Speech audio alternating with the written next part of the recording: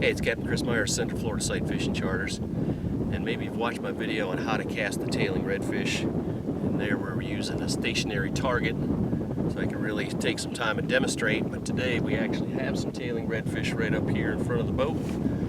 We're gonna head on over there, and hopefully you get to see how this whole thing works. What I'm using right now is a 3-inch DOA cal lure, 1/8 ounce jig head. It has an exposed hook, which means I have a better hookup percentage. I'm going to cast across those fish, bring it right up to the edge of them, let it sink down, and just barely tick it through them. A lot of times today we've been catching sea trout. As you cast the redfish, one of the sea trout grab it before the reds even see it. These fish are so focused down on the bottom that if it isn't practically touching their nose, they're not even going to know it's there. So if you see your cast is 2-3 feet to either side of the group, reel that thing back in, throw again, because they're never going to leave that group and come over and get it. We're about 120 feet up right now. Tails are all sticking up out of the water. We got to go up nice and slow.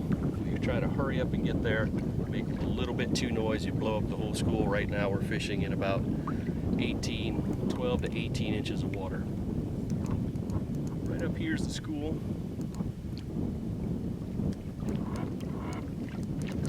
Try to keep it pointed right towards them so maybe you'll be able to see the whole thing. The tails are sticking up out of the water right off the front right now. I want to get close enough so I can reach on the other side of them. Keep this rod high, keep the line out of the water so the line doesn't fall down and touch one of those fins. Because if I touch one fish and spook them, you spook one, we spooked them all. I want to make sure I can land all the way across them so I don't plop down in the middle of them and spook them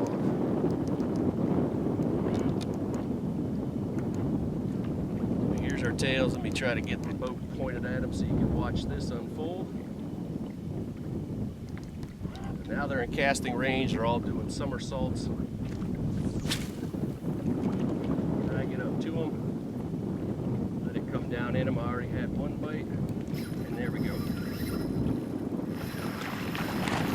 I can see the whole school erupting out here in front of the boat.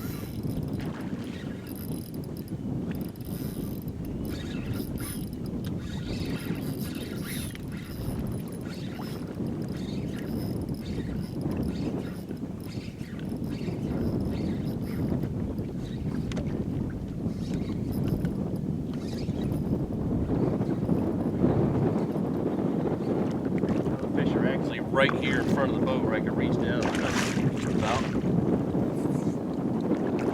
Get this guy up real quick, show you what he looks like. We'll get back in the water.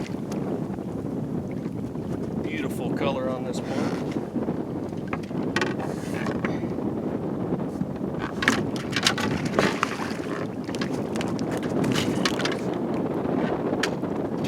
Here's our Mosquito Lagoon redfish. You can see inhale that thing. Nice copper color on this guy. I'm gonna get him unhooked, get him back in the water, and I'll come back and do a little closing for you. So here's the lure we're using, a 3-inch DOA cal. This one's glow and gold flake. The key is not so much in the color I'm using, it's how fast can I get it to those fish. Can I get close enough to make the cast of those fish? And once I do, I need to get it right in their face without plopping down in the middle of them. And you can see, if you can do that, you can catch fish after fish out of these schools. If you're 2, 3, 5 feet away to either side, you can cast all day and probably never get a bite. The key is getting it into them, don't touch them with your line, twitch it along in little twitches so you don't startle them. And once you hook them, keep that line up high so the other fish don't run into it. So I hope this gives you a little tip on how to catch those tailing redfish when you come across them. If you'd like to go on a fishing charter, give me a call at 321-229-2848. Be sure to subscribe to my channel for more tips.